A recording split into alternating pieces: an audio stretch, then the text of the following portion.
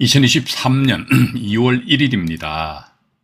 수요일이네요. 우리 실전 경매 제 40강 해가지고 아마 이제 우리 39강에서 말씀드렸던 그 2008마 212 결정 아니십니까? 이와 이제 연결되니까 오늘은 아마도 이게 2008마 212 결정 이 자체를 집행법원에서 받아만 준다면요, 이거 진짜 논하는 장사거든. 진짜야.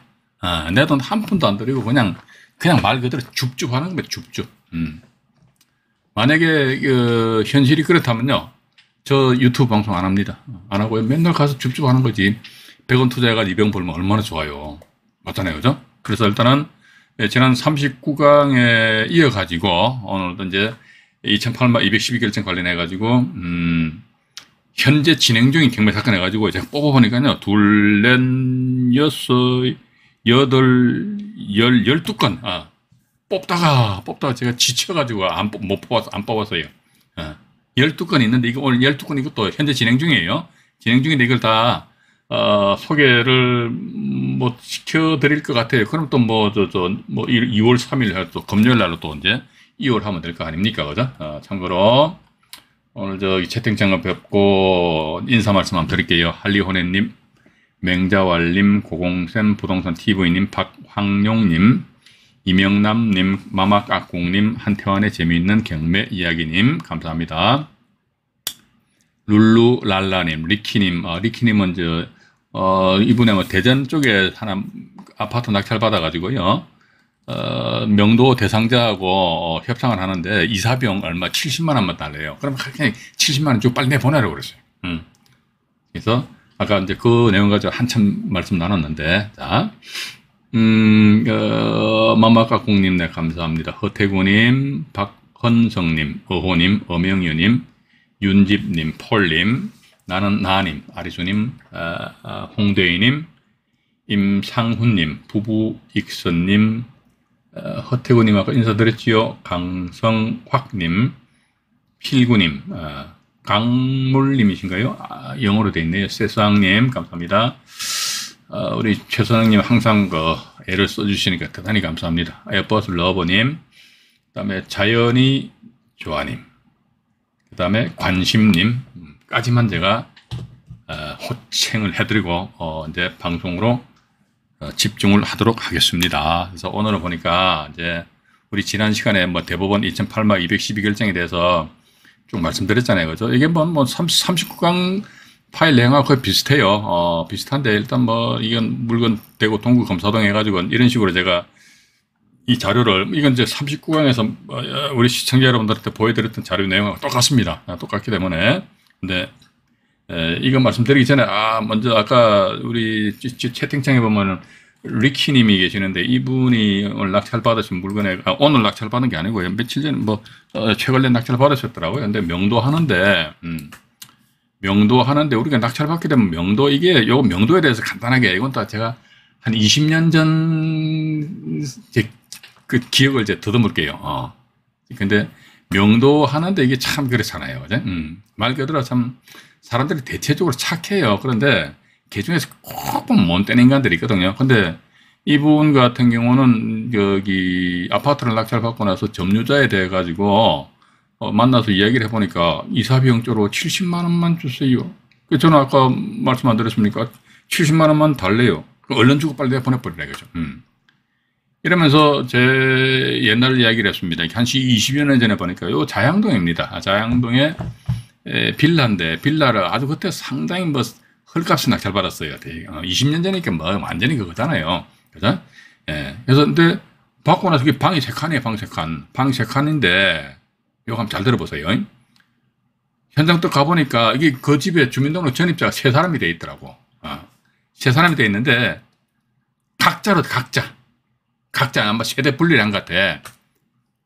나중에 이 3사람 관계를 알아보니까 한 사람은 아버지고, 또 한 사람은 이제 큰 딸이고, 또 다른 한 사람은 작은 딸이야.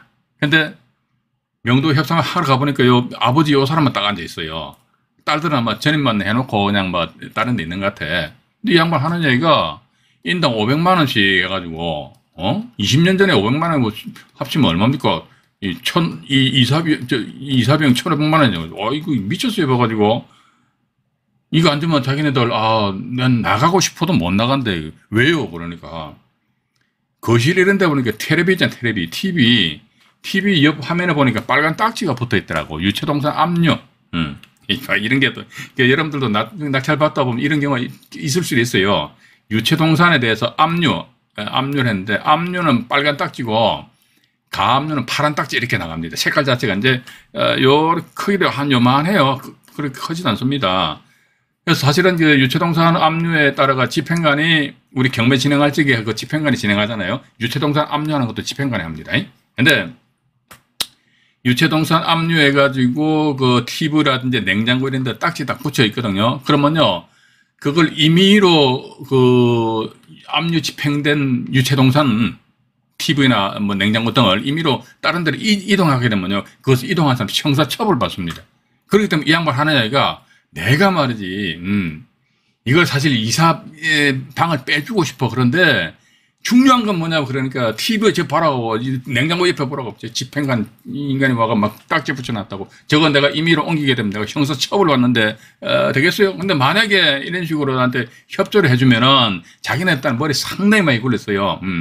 이게 만약에 협조를 해주게 되면은 내가 그 물건지가, 좌양 이동이니까 그 당시 동부지방법원이 현재 지금은 저쪽 어딥니까? 송파 쪽으로 이사 갔는데 그전에는 저쪽에 2호선 구의역 그 바로 옆에 있었습니다. 그래서 내가 동부지방법원 집행관 사무실 가가지고 말이지 여기에 대해서는 해결을 하겠다고 탁 이러더라고요. 그래요? 하면서 이 간단하게 봐가지고 그 딱지 붙이는데 딱지는요 그 잘 안 보이는데 붙입니다. 집행할 적에. 저 가서 봐서 보니까 보면 사건 번호가 표시되어 있습니다. 사건 번호 조금만 있어요. 사건 번호가. 그래서 제가 사건 번호를 메모했습니다. 사건 번호 메모해가지고 이거 가지고 내 집행관 사무실 가가지고 채권자입니다. 채권자 인적 사항을 내가 파악을 해가지고 채권자한테 연락을 해가지고 이게 유체동산 같은 경우는 그 당해 부동산에 뭐 TV나 냉장고 같은 게 이제 압류되어 있단 말이죠. 그 경매는 어디서 한다? 당해 딱지 붙여진 그 집에서 경매를 합니다. 근데 채권자 입장에서 봐가지고요. 어지간히 잘 사는 집 아니면요, 이게 그렇게 큰 금액이 안 나와요. 그러니까 채권자들 입장에서는 봐가지고 이게 그 집행을 해봤자 자기네 채권 해소하는데 큰 어떤 실익이 없기 때문에 그냥 딱지만 붙여놓고 그냥 방치를 시켜놓은 그런 경우도 비일비재합니다. 그럼 제가 이 아버지라는 사람한테 이야기를 했어요. 그 사건 번호 적어가지고 요 가지고 그 동부지방법원 집행관 사무실 간다. 가가지고 요 사건 번호에 의해 가지고 채권자 누군지 확인한다. 그래서 채권자한테 연락한다. 채권자한테 어떻게 이거 경매 집행하라고 그럽니다. 경매 신청하라 이거지. 경매 신청하면 있잖아. 내가 매각기일 당일날 내가 안종현입니다. 매각기일 당일날 내가 직접 여기 참여해가지고 확 내가 낙찰 받는다. 원래 현재 그 민사집행법 규정을 보게 되면 입찰 방법이 세 가지가 있잖아요, 그죠? 기일 입찰, 기간 입찰, 다음에 마지막으로 호가 경매. 그런데 현행 유일하게 호가 경매로 진행되는 것이 아마 유체동산 압류에 따른 경매하는 경우입니다. 그 경우는 뭐다? 예를 들자면요. 사건 번호가 있다고 들으면 이 감정인이 나름대로 평가를 하는데 감정인이 현장 들어가지도 않아요. 봐가지고. 이게 집행관에 들어가서 딱지 붙이잖아요. 딱지 붙이면 압류 목록이 있어요. 압류 목록인데 TV 몇 인치 이렇게 나온다 보니까 그건 아마도 제가 볼 때 감정인데 현장도 안 들어가고 그냥 바깥에서 그냥 대략적으로 이제 평가를 하는 것 같아요. 예를 들어가 전체 감정 가격이 한 200만 원 정도 된단 말이죠. 그죠? 유체동산 압류한 금액이 200만 원 정도 된다 하더라도 그러면요. 당일날 몇 시에 딱 현장 가가지고 제가요 200만 원 딱 불러버립니다. 제가 입으로 불러요. 200. 더 이상 누가 이제 나 말고는 입찰 들어오는 사람이 없잖아요. 그죠? 그럼 200만 원 부르면 집행관이 200 또 없네? 그럼 200 내놔. 그러면 저는 집행관한테 200만 원 주면 됩니다. 그럼 집행관은 그 200만 원 받아가지고 채권자한테 준단 말이죠. 그죠? 그런 식으로 해가지고 확 유체동산 확 낙찰받아 확 그 물건은 그 당시 2천이었던 걸로 기억이 납니다. 확 그냥 바깥으로 던져버릴 겁니다. 그러지 말고 이사비용적으로 조금 줄 테니까 지금 생각하는 게 아마 그 당시 100만 원도 채 안 되는 금액이었던 것 같아요. 이사비용 좀 줄 테니까 그냥 조용히 꺼져줄래? 이런 식으로 해가지고 명도를 했던 그런 옛날 생각이 아까 리키님이라는 분이 저한테 전화 주셔가 뭐 이야기 하다 보니까 이렇게 됐거든요. 그러니까 또 이것도 경매와 관련된 이야기입니다. 옆으로 빠진 이야기 아닙니다. 그래서 제가 보는 관점에 있어서는 여러분들도 나중에 낙찰 받고 나서 보니까 현장 가보니까 말 그대로 이제 이판사판 공사판이잖아요. 코너에 몰릴 때 다 몰렸지 않습니까? 채무자 입장에서. 그러니까 채권자가 말이지 채무자 일단 유체동산 했던 막 압류 뭐 들어온 경우도 있어요. 그걸 빌미로가 못 나가겠다 그러면요 사건번호 딱 적어요. 그러는데 집행관 사무실 가가지고 내 채권자 알아가 채권자한테 이거 경비 신청하라면 내가 낙찰 받아버릴게. 그럼 내 거잖아요, 그죠? 내가 낙찰 받아 확 그냥 내가 집어 던져버린단 말이죠. 이런 식으로 하면서 그러지 말고 이제 이사비용 조금 줄 테니까 조용히 꺼져줄래? 이런 식으로 하시는 것이 좋지 않겠느냐 하는 그런 말씀 드리면서 자 일단 오늘 보니까 2008만 이제 212 결정입니다. 2008만 212 결정해가지고요. 잠깐만요. 네, 2008만 212 결정해가지고 이것도 전체적으로 좀 한번 그림을 그려봐 드릴게요. 이게 보면 이제 일단 2018만 212 결정 같은 경우는 어떤 케이스냐니까 같은 날짜에 A라는 사람이 전세권 등기를 하였고 그 다음에 전입신고를 하였으면서 동시에 확정일자도 받았다 이게. 그 뒤에 무슨 가압류가 있고 뭐 압류 1인 뭐 권리도 있는데 저당권도 있고 그 상태에서 A가 뭐다 나중에 뿅 해가지고 이 경우는 이제 아파트 등 공동주택 즉 전세권의 효력이 토지 건물 전부에 대해서 전세권 효력이 미치는 경우입니다. 이래서 A는 뭐다 전세권에 기해서 다이렉트로 임의 경매 신청을 하였다더라. 근데 이분의 전세 금액이 5,500만 원이었습니다. 요 사건 관련해가지고 임의경비 신청하니까 B라는 사람이 2,783만 원에 딱 낙찰받고 땡 끝난 그런 사건입니다. 그래서 결국 뭐는 A와 B 간에 있어서 서로 어떤 B 입장에서 낙찰자니까 A한테 너 방 빼라고 그러니까 여기서 2,783만 원에 낙찰받았다 하더라니까 지난 시간에도 말씀드렸습니다만 이게 한 283만 원 정도가 경매 비용이 들어 그러면 어떻게 자녀 금액이 한 2,500 정도 되잖아요. 그죠? 그럼 이분 같은 경우 5,500만 원인데 여기서 2,500만 원만 배당받으니까 자기는 3,000만 원은 보증금 회수 못했단 말이죠. 이 상태에서 B가 A한테 너 방 빼 그러니까 A가 순수하게 방 빼겠습니까? 이 사람만 뭔 소리 하는 게 내가 최초로 전세권 등기하고 전입신고까지 했는데 말이죠. 내가 내 전세금 3,000만 원 못 받았는데 말이죠. 내가 뭐 어떻게 내 방 빼 남았어. 그러다 보니까 B는 뭐다 A를 상대로 가지고 인도명의 신청입니다.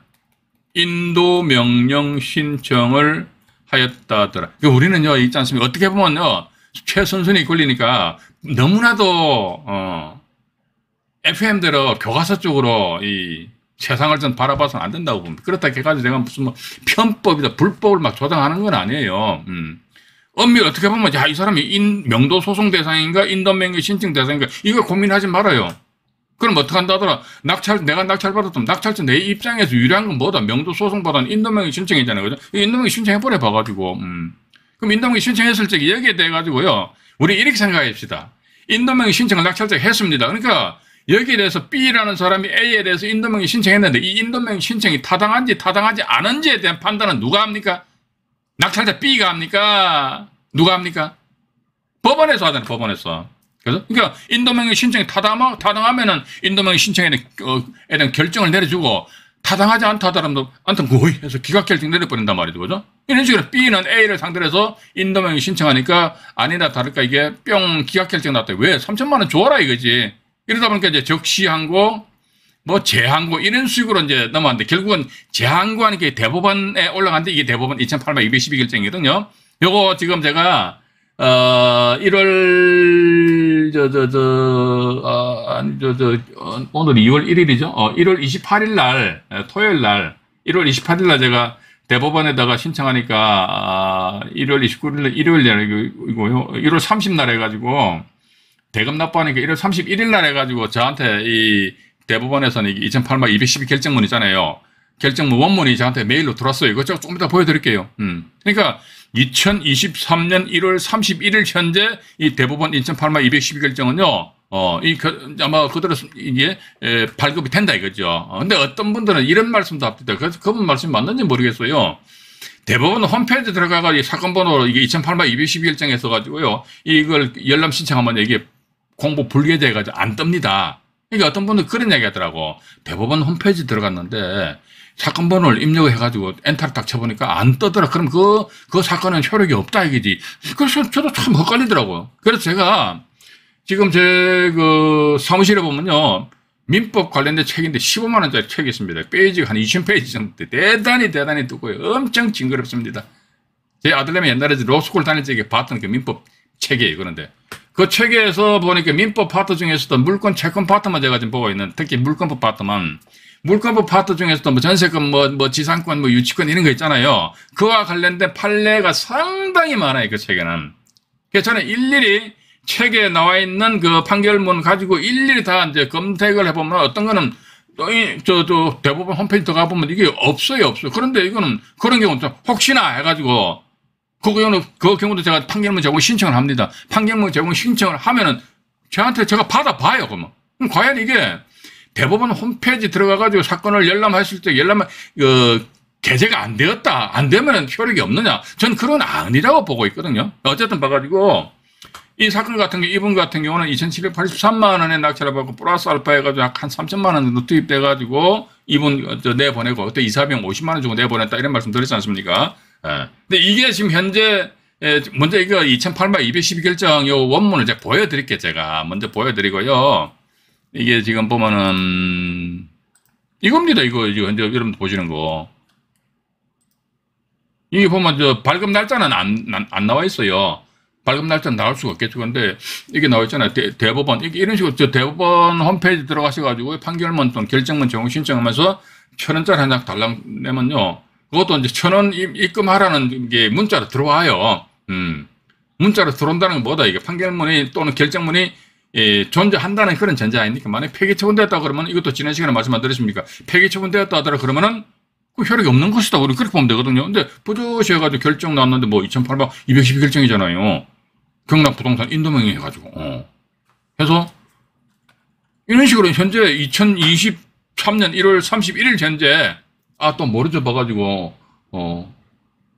오늘은 2월 1일이죠. 2월 1일자로 해가지고 딱딱 해가지고 212 결정이 폐기처분 되었는지도 모르겠지요. 그래서 저는 이 원심 결정이 대구지방법원에서 2007년 328 결정입니다. 이건 지금 뭐 발급받아볼 필요도 없을 것 같아요. 왜냐면 대법원 결정이 살아있는데 원심 결정도 당연히 살아있겠죠. 주문은 뭐냐, 이게 제한고는 누구냐, 이게 이 전세권자입니다. 5,500만 원짜리 전세권자인데 이 양반이 2,500만 원만 배당받는데 말이야. 나는 3,000만 원은 미배당인데 말이지. 그냥 나보고 이 3,000만 원 받지도 말고 그냥 나가라고 그런다. 이러다 보니까 이제 대법원에 이제 제한고를 했는데 보니까 제한고는 어떻게 한다? 기각한다! 이러나 보네.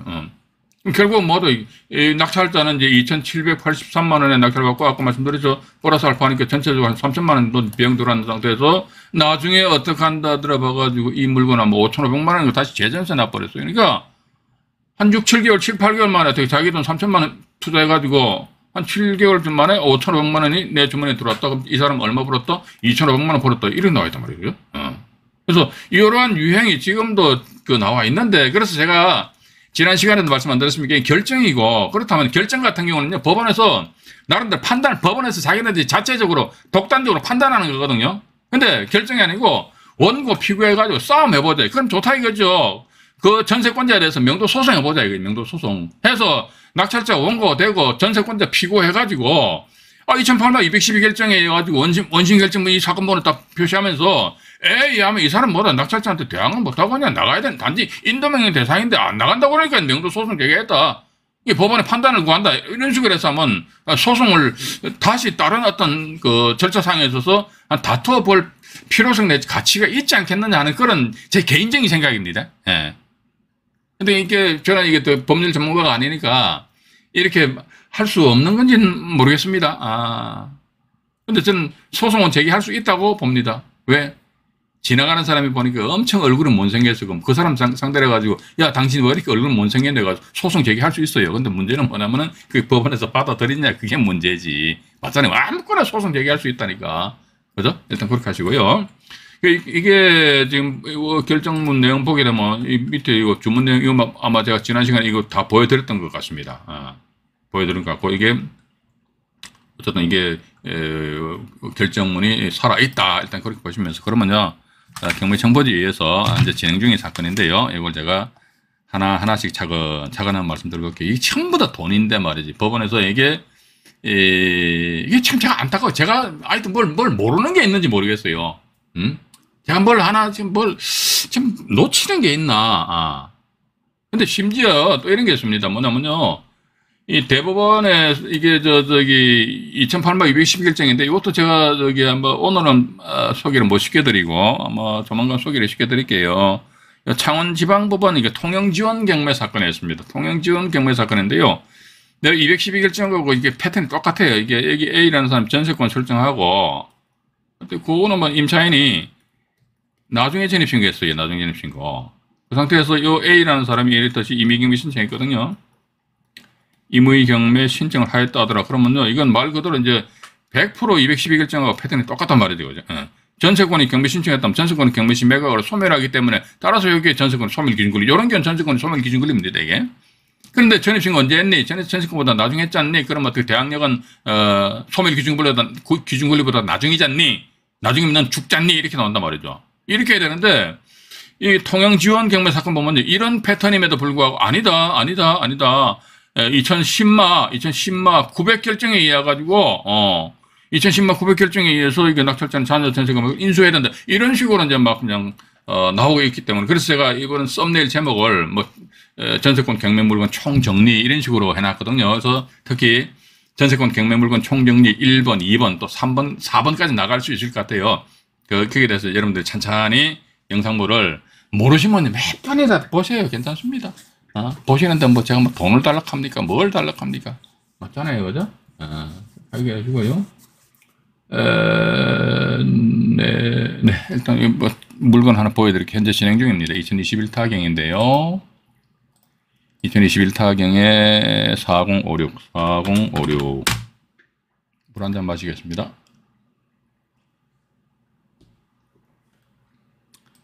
경상북도 포항시 이렇게 나와 있네요. 경상북도 포항시.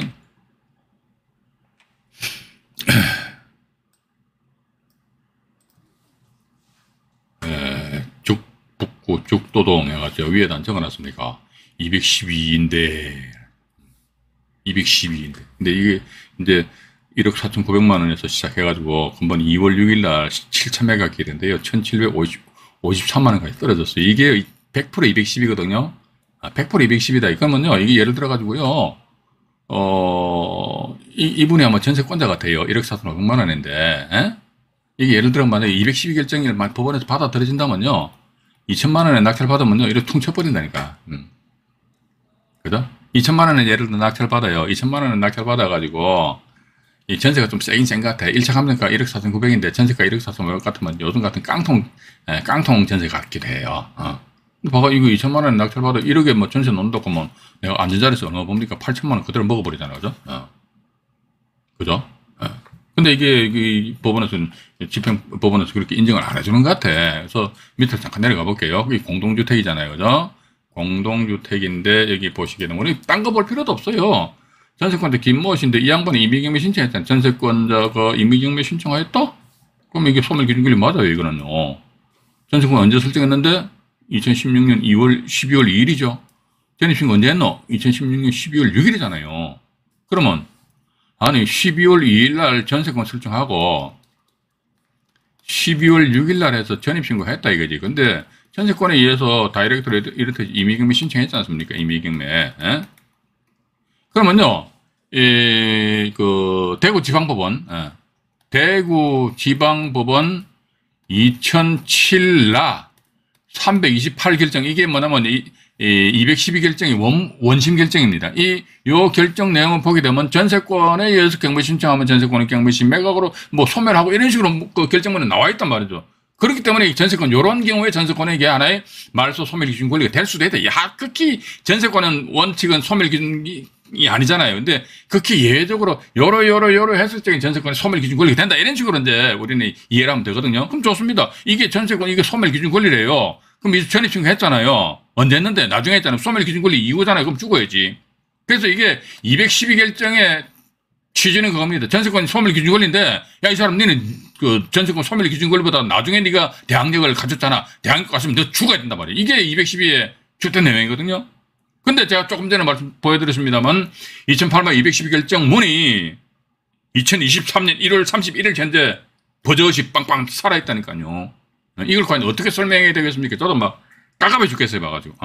그러니까 어쨌든 김모 씨라는 분은 전세권보다 나중에 전입신고를 하였기 때문에, 이건 제가요, 2008마 212 결정하고 2010마 900 결정에 대해 가지고 2008마 212 결정은 제가 설명을 드렸고 2010마 900 결정 안 했습니까? 여기에 대해서 또 제가 그 사건이 어떻게 진행되었는지 그 스토리에 대해서 쭉 설명을 드릴게요. 이걸 두 개를 딱 비교 분석해야 됩니다. 예. 비교 분석해야 됩니다. 그래서 그건 이제 좀 이따 오늘 아니면 뭐 다음에 또 말씀드릴게요. 말씀드리기를 하고. 그래서 이 건 같은 경우도 보면은 대단히 참 안타깝다. 물론 그렇습니다. 이게 소멸을 하는 전세권인데 경매 대금으로 전세금 전액을 다 충족시키지 못한다면 이것은 매각 불허가 사유다. 이것도 대부분 결정사항이에요. 근데 이런 내용에 대해서는 아마 집행법원에서는 다들 잘 모르시는 것 같더라고. 만약에 이거 누가 이거 2천만 원에 낙찰 받잖아요. 그죠? 그럼요, 간단하게 불허가 결정 내려보면 돼, 불허가. 왜 불허가냐? 이 사람은 이게 전세권 소멸하잖아. 경매 신청했으니까 전세권, 이 경매 신청했으니까 소멸되잖아요. 그죠? 소멸하는데 이 사람은 이 금액으로는 1억 4천억만 원 택도 없잖아. 택도 없기 때문에 이거 안 되는 거야. 이런 식으로 이제 해서 불허가, 결정을 내리면 아주 간단하게 끝나는데, 근데 현재는 보면 이런 유행임에도 불구하고 불허가 결정 안 내리더라고. 허가 결정 내리고 나서 나머지 잔금에 대해서 낙찰자 네가 주라. 이건 잘못된 거지. 일단 허가 결정 났잖아요. 그죠? 허가 결정 났습니다. 알았다 이거지. 그럼 대금 납부해라. 대금 납부했잖아. 했죠. 대금 납부했잖아요. 대금 납부하게 되면은 그래서 낙찰자 소유권을 완벽하게 취득하지 않습니까? 낙찰자 일단 대금 납부하게 되면은 그 이후로는 해서 뭐 어떤 그 뭡니까 대의변제 등에 의해서 어떤 권리관계가 뭐 유동적으로 춤춘다든지 그런 게 있을 수가 없거든요. 그죠? 그럼 결과론적으로 뭐다? 212에 충실해서 법원에서 집행을 해준다면요. 이 김모 씨 입장에서 봐가 예를 들어 자기 전세금 1억 4천억만 원인데 여기서 한 2천만 원 밖에 배당 못 받았다 치자. 그러면 나머지 얼마입니까? 1억 2천억만 원 미배당이죠. 그죠? 그 1억 2천억만 원에 대해서는 어떻게 한다더라 이 사람 국가기관인 법원을 상대로 해서 말이지. 손해배상 청구 소송을 제기하는 수밖에 없다. 왜 그러니까 아니 이것은 매각 불허가를 내리지. 이 사람들은 불허가를 안 내리고 허가를 내려가든 말이야. 허가 내는 게 이 사람 대금 납부했잖아. 대금 납부가 내가 2천만 원 밖에 배당 못 받았다. 그러고 나서 212 결정 보니까 내보고 나가래. 그러면 어떡하나 말이에요. 그죠? 그럼 누가 이게 경매 진행했는데 법원에서 경매 진행했잖아요. 그죠? 당신들 경매 잘못 진행했다. 그렇기 때문에 이건 그러면 해서 내가 손해봤기 때문에 손해배상 청구 소송 정했다. 이런 수순을 또 밟아야 될 것 같아. 이상하게 막 그냥 나아가는 것 같아요. 뭐 제가 지금 이렇게 말씀드리는 거지. 뭔가 어떤 잘 모르고 착각에 빠져서 이렇게 말씀드리는지 모르겠어요, 제가. 그래서 혹시 제가 말씀드리는 부분이 있어가지고, 아마 이 영상 보시는 분들 중에서도 보면 아마 법률 전문가나 이런 분들 계실 겁니다. 아마 밑에다가, 영상물 밑에다가 댓글을 하나 달아주시지 않으면 저한테 제 개인 이메일로 해가지고 문자라 메일을 주시든지 이렇게 하시면요. 저도 이거 가지고 한 10년 이상 제가 고민을 하고 있어요. 이게 이제 2008만 212 결정, 이 결정 원문을 말이죠. 제가 지금 제 컴퓨터 보니까 한 20건 정도 발급받아 놨습니다. 예. 그전에도 저희 네이버 카페에서 경매 박사방송 강의할 적에도 2008만 212 결정이 자체가 강의할 때쯤 되면 제가 또 대법원 들어가서 결정문 제공 신청을 해요. 해가 또 나오거든요. 아니, 또, 그러면 그 당시 방송할 때 똑같아요. 아니, 발급 받아보니까 이 살아있다, 이게. 살아있네. 살아있는데 왜 이게 법원에서 왜 인정 안 하냐, 이거지. 2010막 900 결정 이것 자체는 완전히 뭐 신봉을 하고 있는 그런 현상이다. 그래서 혹시 이 영상을 보시는 분들 중에서 법률 전문가분들이 계시다면은, 법률 전문가분들이 계시다면은 한번 검토를 한번 해봐 주시고, 왜냐면 이게 말 그대로 탁 잘만 건드리게 되면 몇천만 원 그대로 돌아버린다니까, 몇천만 원. 물론, 그렇게 하게 되면 전세권자 입장에서 대단히 억울하겠지요. 맞잖아요. 자기 전세권 설정하면 말이지, 자기 전세금 회수하는데 대단히 참 유리하다고 해가지고, 아싸 해서 들어가서 이제 전세권 설정을 살았는데, 이거 집주인이 전세금 안 준단 말이야. 안 주니까, 이 전세권이 이렇게 다이렉트로 임의금이 신청하니까 말이지, 해가지고 오히려 전세금 마이너스가 나버렸다.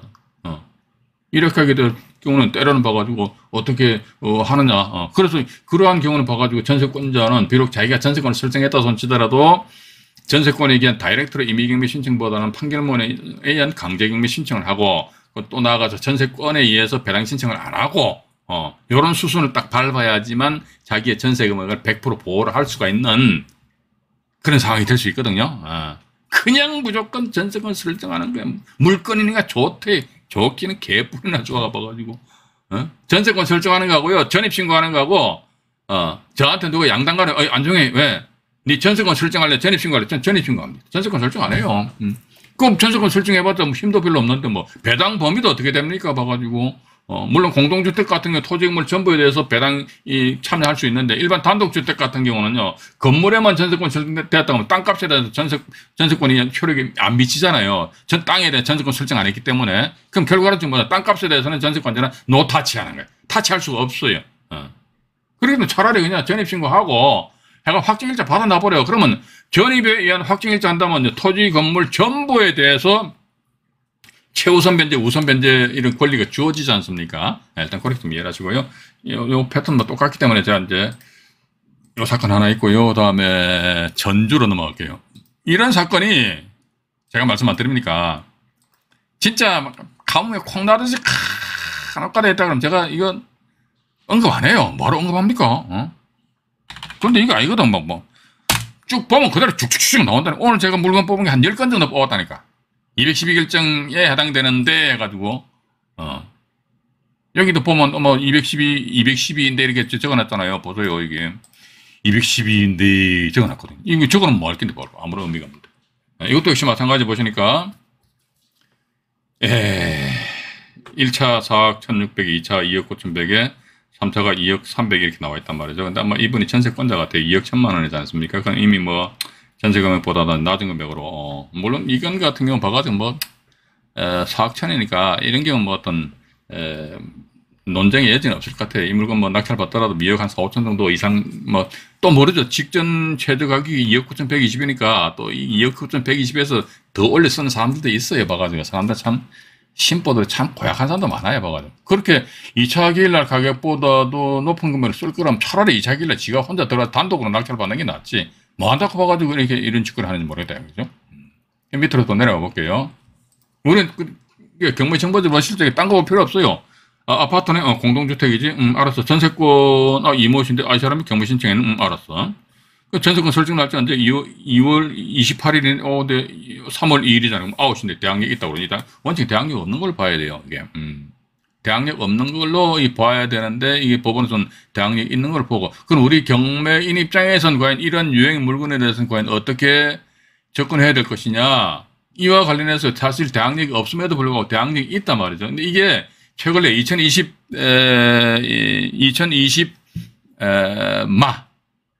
요 사건이 대법원 2020마 1267 이 대법원 결정입니다. 이게 2020만이 2020년도잖아요. 최근에 이런 사건이 떴단 말이죠. 그죠? 이런 경우 뭐 가지고요. 대항력이 없음에도 불구하고 대항력이 있기 때문에 낙찰자 인수해라. 이런 식으로 법원에서 판단 내렸다는 겁니다. 그럼 우리 경매인 입장에서 어떻게 한다더라? 그래. 이 물건에 1차 감정, 1차 취득 가격이 넘어도 2억 1000만 원이다. 일단 그렇게 생각하시고 입찰 참여 여부를 결정하시는 것이 좋지 않겠느냐. 2억 1000만 원이다. 근데 이 물건 같은 경우는 1차 감정이 상대적으로 상당히 높기 때문에, 그죠? 높기 때문에 이제, 그 2억 1000만 원 이상으로 낙찰되지 않겠느냐. 일단 보고요. 김천 사건입니다. 김천으로 넘어갈게요. 김천 2021 타경에, 요거 하나 말씀드리고 또 1부 방송 마치고 2부로 진행하도록 하겠습니다. 2021 타경에 3396 해가지고요. 2021 3396. 이게 아니다. 김천이니까, 김천. 이겁니다. 2021에 3396 해가지고요. 이건 또 미진행, 진행이 안 되는 모양이네. 그죠? 미진행인데, 어쨌든, 아파트잖아요.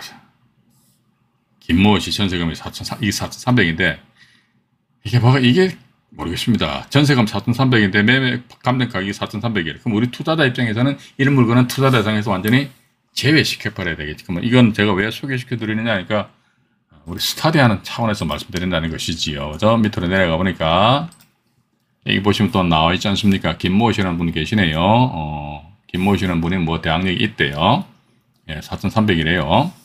자, 보니까 전세권자 보니까 김모 씨잖아요. 패턴 똑같죠? 이미 김모 씨였습니다.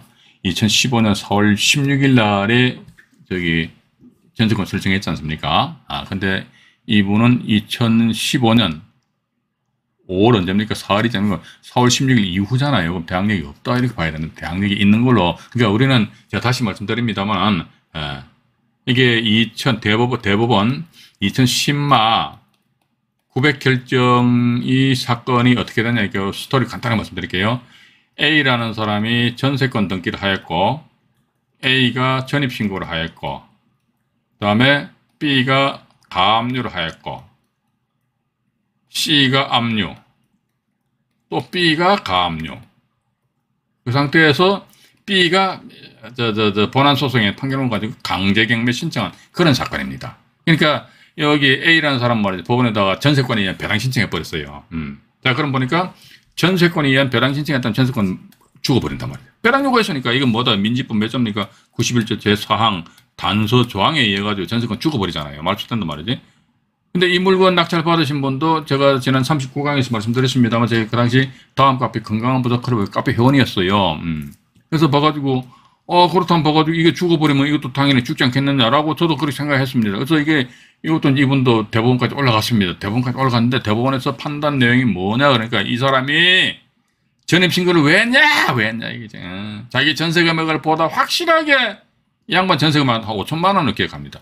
자기 전세 금액을 확실하게 지키기 위한 것이잖아요. 이게. 따라 전세권 경매신 매각으로 소멸한다 손치더라도 이 전입신고 이것은 대항력 임차권 불소멸이다. 이게 불소멸이래요. 불소멸. 그러면서 하느냐 이거 그러면 이 사건 같은 경우에 있어서는 말소기준 권리는 뭐냐 여기서 가압류가 말소기준 권리입니다. 그래서 제가 지난 그 39강에서 말씀 안 드렸습니까? 전세권자가 배당 요구하면 이게 말소기준 권리래. 이거 아주 무식한 소리하고 앉아있네. 모르면 가만히 있으라니까. 전세권이 말소기준 권리가 되는 경우는 딱 하나밖에 없어요. 제가 조금 전에 말씀드린 대법원 2008마 212결정 이거에 의해서만 전세권 말소기준 권리 된다니까요. 나머지 말소기준 권리 될 수가 없어요. 그래서 2010마 900결정 보면은 또 이런 식으로 또 법원에서 정리를 해놨더라. 뭐냐면요. A라는 사람이 이때 전입신고하였고 그 다음에 B가 가압류를 했다 이거지. 그러면 이 A는 뭐다? 임차권은 불소멸한다 이거지. 그런데 만약에 여기 보니까 A가 이때 전입신고한 것이 아니고 전세권에 이때 했는데 전입신고를 B 가압류 이후에 했다. 그때는 임차권 죽는데 그러면 그 이후에 A가 전입신고를 하였다 하더라. 그럼 그때는 이 임차권이 죽는데요. 법원에서 뭐다? B 가압류 요놈을 말소 기준 권리를 받거나 그러면 전세권 말소 기준 권리가 아니거든요. 단지 배당 요구가 있으니까 말소된다는 것이죠. 그죠? 그래서 일단 이 건 같은 경우도 저도 참 안타깝네요. 이게 분명히 낙찰자가 인수해야 되는 그런 사건이 아님에도 불구하고 또 법원에서는 현재 집행법원에서는 그렇게들 하고 있는 것 같아요. 봐가지고 한번 자기네들 그게 뭐 타당한지 그건 제가 잘 모르겠어요. 봐가지고 일단 제가 여기까지 말씀드리고요. 다음에 화면 정리를 한 상태에서 2부 방송에서 만나 뵙도록 하겠습니다. 40강 1부 방송을 마치도록 하겠습니다.